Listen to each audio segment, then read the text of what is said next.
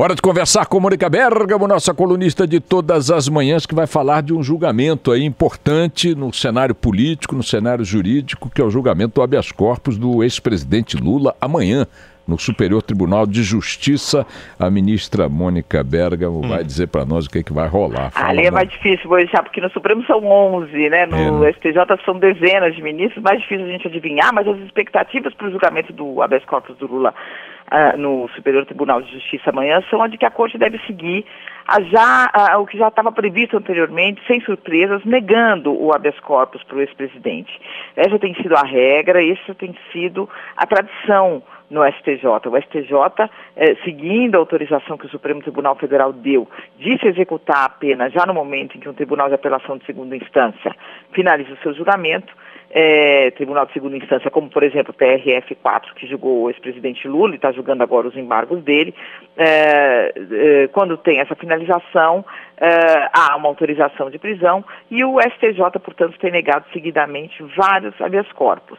Um magistrado do STJ com quem eu conversei agora de manhã, Boechat, ele me disse que as poucas exceções abertas, já houve exceções, o STJ já concedeu habeas corpus para impedir a prisão depois da segunda instância, mas isso ocorre quando, por exemplo, o juiz de primeiro piso, o chamado juiz de primeiro piso, de primeira instância, diz que a pessoa condenada só deverá ser presa depois do trânsito em julgado, no fim da linha, depois de passar por até 3 tribunais, TRF, STJ e Supremo.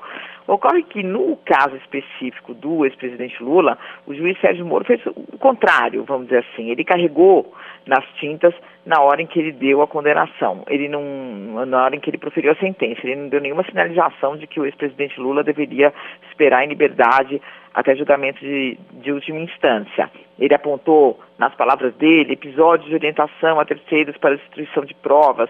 Ele disse que o ex-presidente adotou táticas bastante questionáveis, como a intimidação do hora julgador, ou seja, dele mesmo Moro. Enfim, ele buscou aí fechar todas as brechas, todos os buracos, todos os caminhos por onde o STJ, por exemplo, poderia tecnicamente caminhar para conceder esse habeas corpus. Portanto, é claro que tudo pode acontecer, a gente sempre faz essa ressalva aqui, pode haver uma surpresa, pode haver uma concessão de habeas corpus, mas não é a expectativa de nenhum aí dos envolvidos nesse processo, não há uma expectativa de que possa ser diferente do que tem sido na maioria das vezes.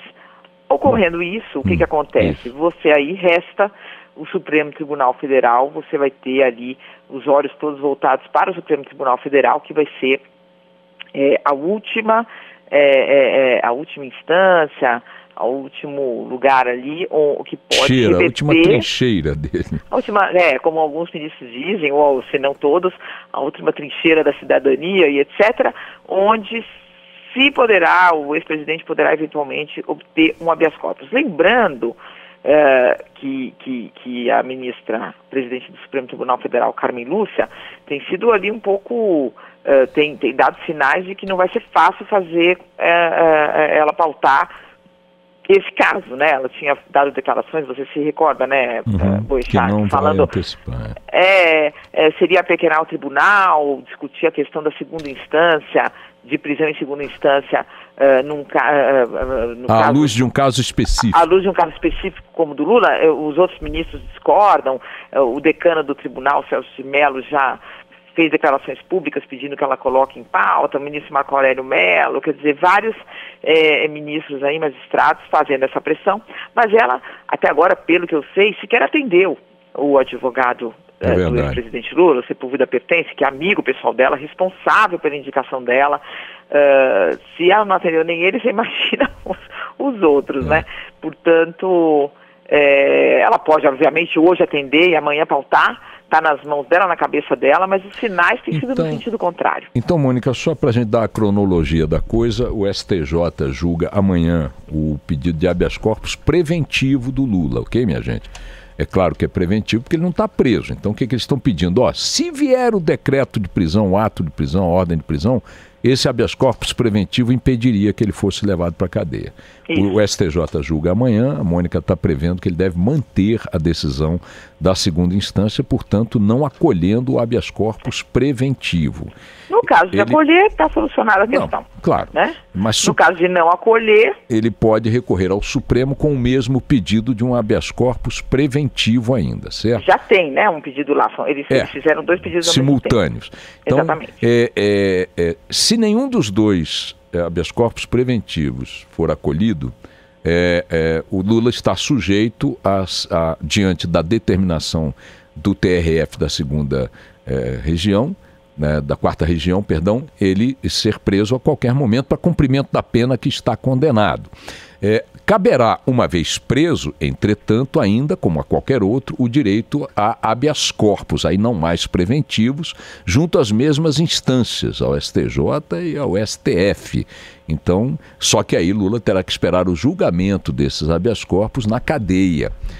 Isto se, como disse a Mônica, repentinamente, ao contrário das indicações que vem dando, a presidente do Supremo, Carmen Lúcia, não colocar para discutir no plenário o processo, enfim, a avaliação das próprias prisões em 2ª instância, que é um tema que está em discussão lá. Há uma expectativa de que dos 11 magistrados, 6 poderiam reverter essa decisão de prisão em 2ª instância, não pelo Lula, mas sim porque já vinham discutindo isso há bastante tempo e já vários ministros não têm permitido prisão depois de 2ª instância, então há um racha enorme no tribunal, né? Então há uma expectativa de que pode ser 6-5 para um lado, 6-5 para o outro, mas o placar está indicando ali todos os chutes, vamos dizer assim, né? É curioso que dentro do carnaval de especulações que se faz em torno disso, eu continuo achando que no cenário político é o capítulo mais dramático. Vocês imaginem a imagem do Lula indo para a cadeia, né? Que impacto vai ter aqui, fora, essa coisa toda é inevitável. Mas algumas figuras que eu já ouvi disseram, olha, por incrível que pareça, no pragmatismo da política, a prisão do Lula talvez nem seja tão negativa para o jogo, para a disputa que eles estão fazendo no campo eleitoral, da mobilização pública, porque se ele for preso, ele tem o ato ali do discurso do perseguido, etc. e tal, e supondo que seja preso e conquiste um habeas corpus na sequência, a saída dele da cadeia vai ser quase que uma apoteose política, entendeu? Num momento em que a maré para eles, para todo o PT e para ele em especial, está muito ruim. Mas enfim, vamos esperar aí pelos resultados. A Mônica acompanhando, como sempre, os bastidores de Brasília. Volta a conversar conosco a qualquer momento e amanhã também. Mônica, tchau. Um beijo, até amanhã.